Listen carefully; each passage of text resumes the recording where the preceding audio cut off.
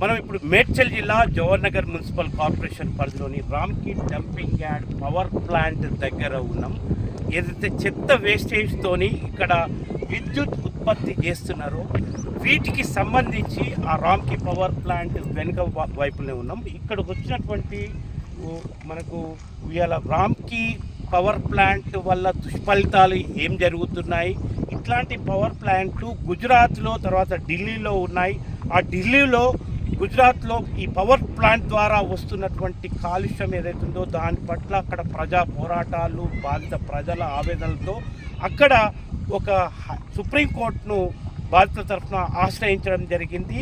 ఆ సుప్రీంకోర్టులో ఆశ్రయించినటువంటి ఒక సంస్థ పేరు సెంటర్ ఫర్ ఫైనాన్షియల్ అకౌంటబుల్ అనే ఒక సంస్థ SFA సుప్రీంకోర్టులో ఒక కేసు వేయడం జరిగింది. ఏదైతే పవర్ ప్లాంట్ వేస్టేజ్తో విద్యుత్ ఉత్పత్తి చేస్తారో దాని యొక్క దుష్ఫలితాలపై బాధితుల దగ్గరికి వెళ్ళి ఇలా వాళ్ళు ఎదుర్కొంటున్నటువంటి అనేక కాలుష్య సమస్యలపై, ఆరోగ్య సమస్యలపై ఆ సంస్థ సుప్రీంకోర్టులో కేసు వేయడం ద్వారా ఇంకొక 10 రోజుల్లో కొన్ని రిపోర్ట్లను ఆ సుప్రీంకోర్టు సమర్పించమని తెలిపింది. దానికి సంబంధించి ఒక మధ్యవర్తులుగా, అంటే దాన్ని ఏమంటారు సార్, దాన్ని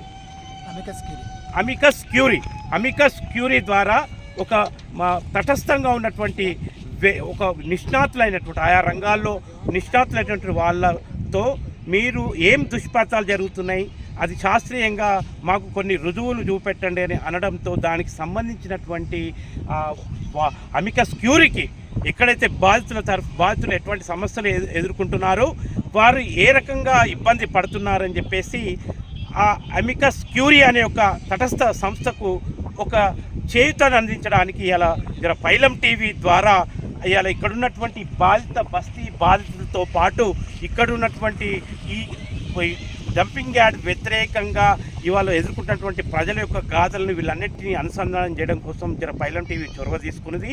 ఇందులో భాగంగా ఇలా అమికస్ క్యూరీకి కూడా ఇక్కడ ప్రజలు ఎదుర్కొంటున్నటువంటి సమస్యలను చేరవేయడానికి ఇవాళ పైలం టీవీ తోడ్పాటును అందిస్తుంది. అందులో భాగంగా మనం వారిని అడిగి తెలుసుకుందాం. చెప్పండి సార్, ఏ లక్ష్యంతో ఇవాళ అమికస్ క్యూరీ ఇలా ఇక్కడికి వచ్చింది? మన పైలం టీవీ కూడా మీకు సహకరిస్తుంది. ఇలా వాస్తవంగా ఢిల్లీ అండ్ గుజరాత్ రాష్ట్రాల్లో ఒక పెద్ద పోరాటం సుప్రీంకోర్టులోనే జరుగుతుంది కదా, ఫైనాన్షియల్ దాని ఒక సంస్థ తరఫున మీరు చెప్పారు. మరి దానికి ఇక్కడ ఉన్నటువంటి ప్రజలు ఎదుర్కొన్న సమస్యల్ని ఒక రిపోర్ట్ ద్వారా మీరు అమికస్ క్యూరీకి కొంత చేతులు అందించడానికి ఇవాళ మీరు చేయబోతున్నారు. మరి ఏం ప్రయత్నం అది చెప్పండి. ఇప్పుడు ఢిల్లీ సుప్రీంకోర్టులో ఈ వేస్ట్ టు ఎనర్జీ అనే దాని మీద, ఈ చెత్త నుంచి తీసేటువంటి విద్యుత్ ఉత్పత్తి పైన సుప్రీంకోర్టులో కేసు నడుస్తూ ఉంది. వీళ్ళు ఏంటంటే మొత్తం మీద ప్రజల జీవితాల్ని ఫనంగా పెట్టి నగరం నడిబొడ్డున మొత్తం ప్రకృతి పర్యావరణాన్ని ధ్వంసం చేస్తూ నీటిని, భూగర్భ జలాలని, నీటిని, వాయు కాలుష్యాన్ని వెదజల్లుతూ దాదాపు 10-15 కిలోమీటర్ల వరకు కూడా ఈ దుర్గంధం అనేది విస్తరిస్తూ ఉంది. తర్వాత చుట్టుపక్కల ఉన్నటువంటి దాదాపు 35 గ్రామాల ప్రజలు కానివ్వండి, లేకపోతే ఈ జవహర్ నగర్ మున్సిపల్ పరిధిలో ఉన్నటువంటి ప్రజలైతే మొత్తం కూడా సఫర్ అవుతూ ఉన్నారు. కానీ ప్రభుత్వం పట్టుదలగా, లేకపోతే రామ్కీ లాంటి సంస్థలు చాలా పట్టుదలగా ప్రజా నిరసనను కూడా పట్టించుకోకుండా, ప్రజల యొక్క వాయిస్ను కూడా గుర్తించకుండా ప్రజల మీద బలవంతంగా రుద్దుతూ ఉన్నారు. దానివల్ల అనేక రకమైనటువంటి ఆరోగ్య సమస్యలు కూడా జనానికి వస్తూ ఉన్నాయి. ప్రధానంగా స్కిన్ ఎలర్జీస్ కానివ్వండి, రెస్పిరేటరీ ప్రాబ్లమ్స్ అంటే శ్వాసకోశ సంబంధమైనటువంటి సమస్యలు, లివర్, కిడ్నీ సమస్యలు కూడా చాలామందికి వస్తూ ఉన్నాయి. దీనివల్ల ప్రజా జీవనం అనేది పడిపోతూ ఉంది, జీవన ప్రమాణాలు పడిపోతాయి. తర్వాత ఇది మొత్తం నగరం మీదనే ప్రభావం చూపించే విధంగా ఉంది. మనకెందుకంటే అనేక నగరాల్లో ఈ విష పరిణామాలు చూశారు, దుష్ఫలితాలు చూశారు. దాని నుంచి నేర్చుకొని భవిష్యత్తులో జనావాసం లేని చోట ఇటువంటివి పెట్టుకొని ప్రమోషన్ చేయాల్సినటువంటి ఆవశ్యకత ప్రభుత్వం మీద ఉంది.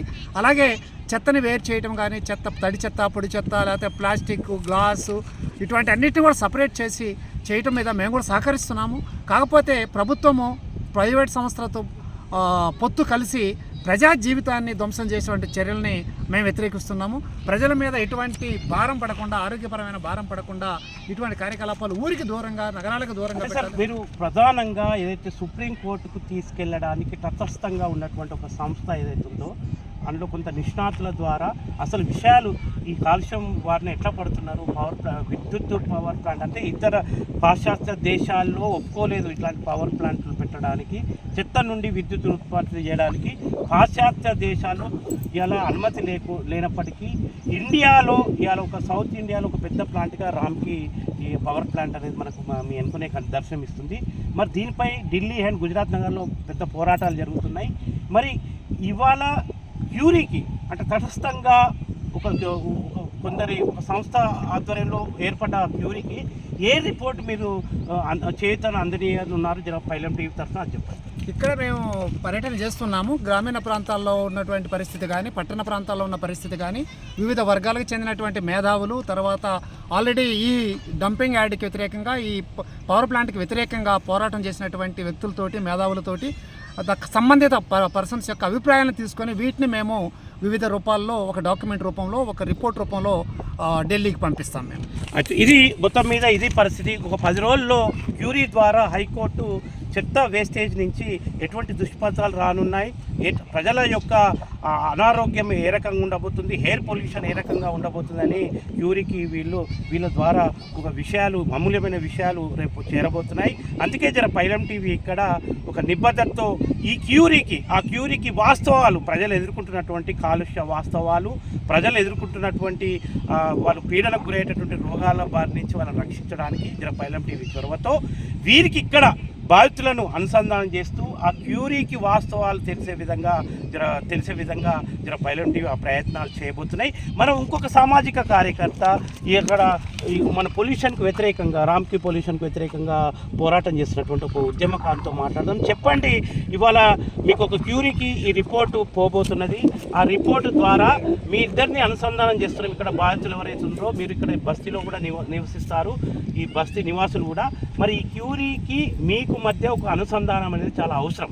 ఇది పైలం టీవీ కూడా కోరుకుంటుంది. మరి మీరు ఏ రకంగా వీళ్ళకి చేతులు అందించబోతారు? ఇక్కడ మనకి ఏదైతే సమస్యలు వాటిల్లుతున్నాయో దీని యొక్క వివరాలు అనేటిది మేము క్యూరీ సంస్థకు మేము అందియబోతున్నాము.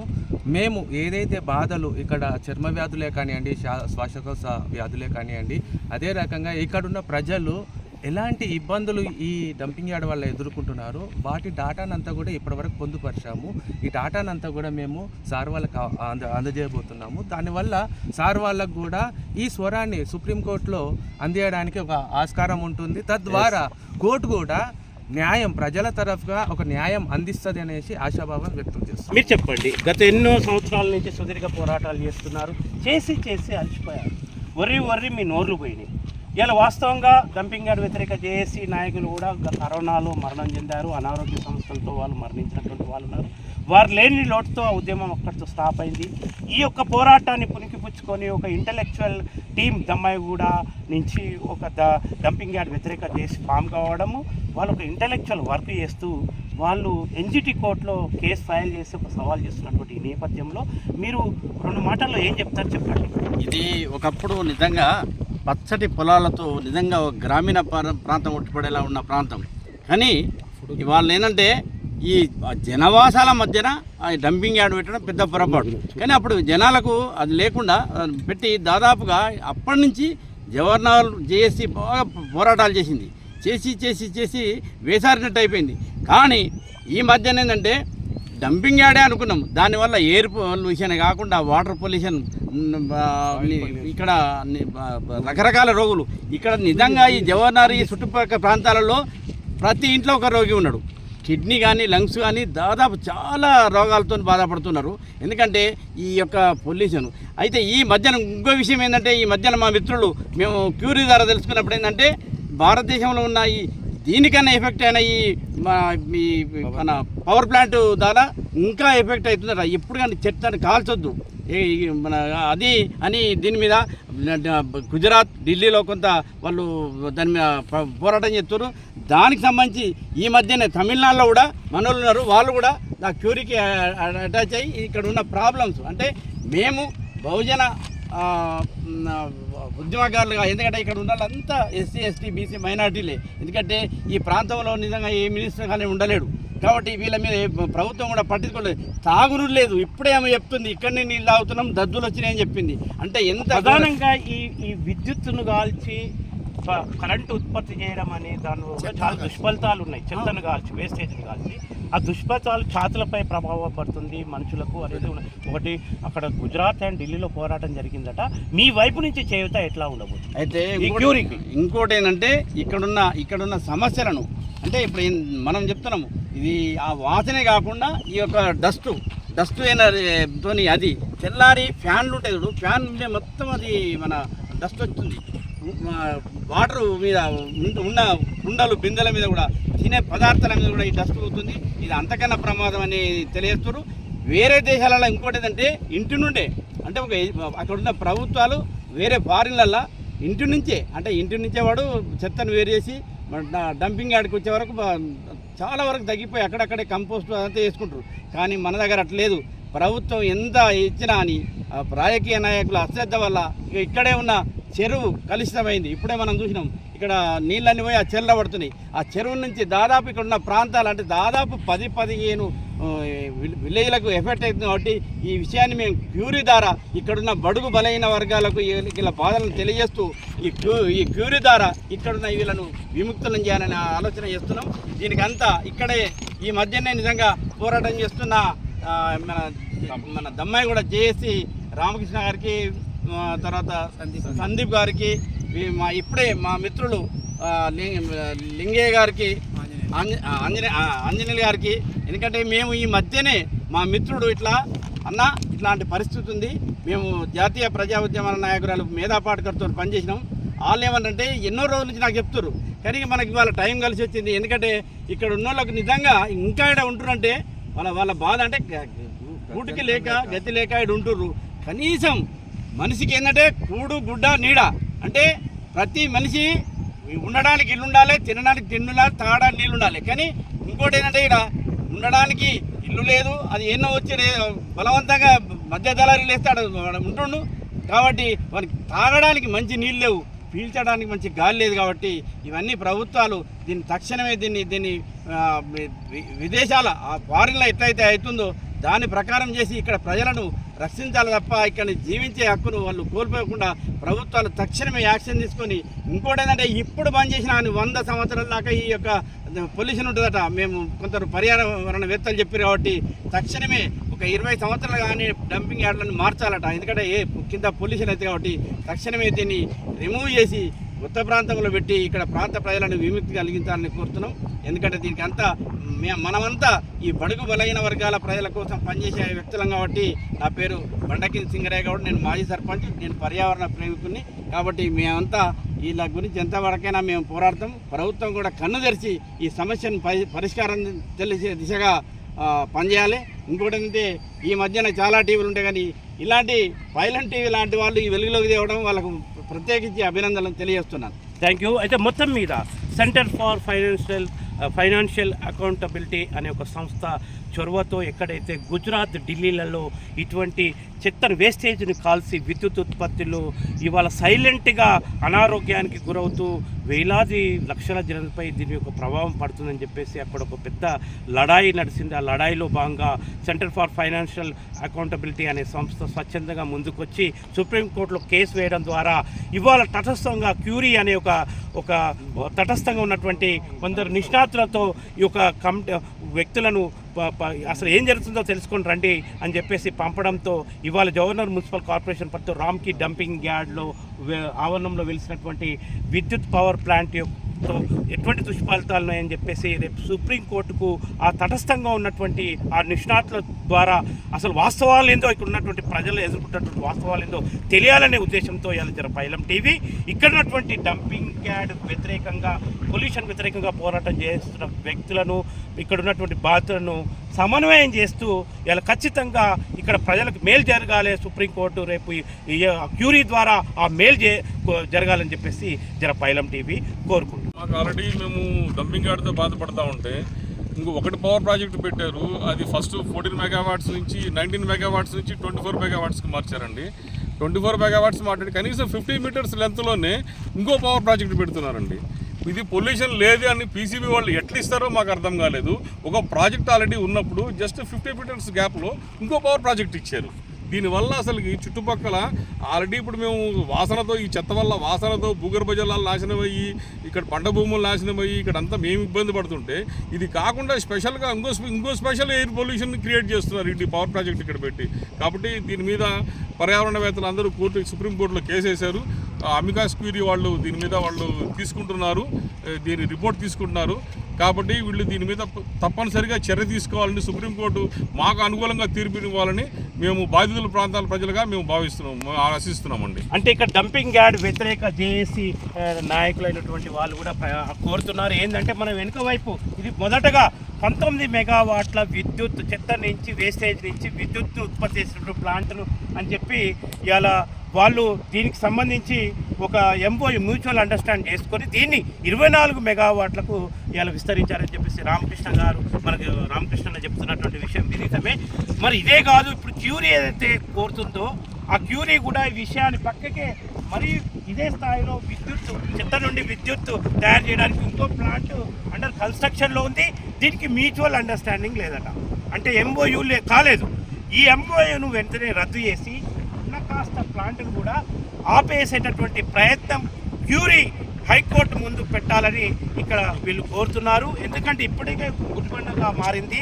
లక్షలాది జనం చుట్టుముట్టు Dammaiguda, genre municipal corporation, Yapral, Keesara, Nagaram municipality, ఈ రకంగా ఇక్కడ ఉన్నటువంటి కీసర గ్రామాలు, గొలుసుకట్టు చెరువులు, తర్వాత ఈ విద్యుత్ ఉత్పత్తితో ఇక్కడ పవర్ ప్లాంట్ విద్యుత్ ఉత్పత్తితో ఆ పొగతో ఇలా ఇక్కడ ఉన్నటువంటి జనావాసాల్లో ఇళ్లలో చేరి ఛాతులలో ఆ యొక్క దుమ్ము చేరి దుష్పథాలు తీవ్రంగా ఎదుర్కొంటున్నారు. ఇప్పుడు క్యూరీ యొక్క బాధ్యత కూడా ఈ దుష్పథాలు తీవ్రతతో ఉన్నది. ప్రజలు ఎన్జిటి కోర్టులో ఒకవైపు, చెన్నై బెంచ్లో ఈ కోర్టులో ఇలా జేఏసీ డంపింగ్ యార్డ్ వ్యతిరేక జేఏసీ ఒక మంచి ఇంటలెక్చువల్ పోరాటం చేస్తుంది, లీగల్ పోరాటం చేస్తుంది. అయినప్పటికీ వీటిని ఆపలేకపోవడం జరుగుతుంది.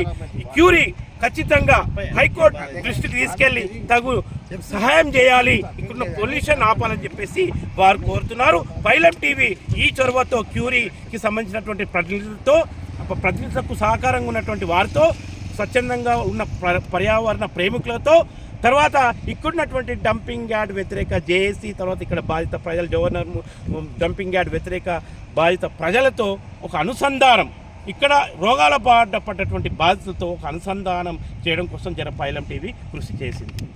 క్యూరీకి సంబంధించినటువంటి ఒక తటస్థ వ్యక్తులను ఎవరైతే సుప్రీంకోర్టు నియమించిందో వారికి ఇక్కడ ఎదుర్కొంటున్నటువంటి దుష్ఫలితాలను చేరవేయడానికి ఇవాళ ఇక్కడ డంపింగ్ యార్డ్ వ్యతిరేక జేఏసీలో క్రియాశీలకంగా పనిచేస్తున్నటువంటి శైలేష్ సందీప్, అట్లాగే మిగతా రామకృష్ణన్న డంపింగ్ యార్డ్ వ్యతిరేక జేఏసీలో క్రియాశీలకంగా పనిచేస్తూ వీరు ఒక ఎన్జిటి కోర్టులో, చెన్నై బెంచ్లో ఒక ఇంటలెక్చువల్ పోరాటం చేస్తున్నారు.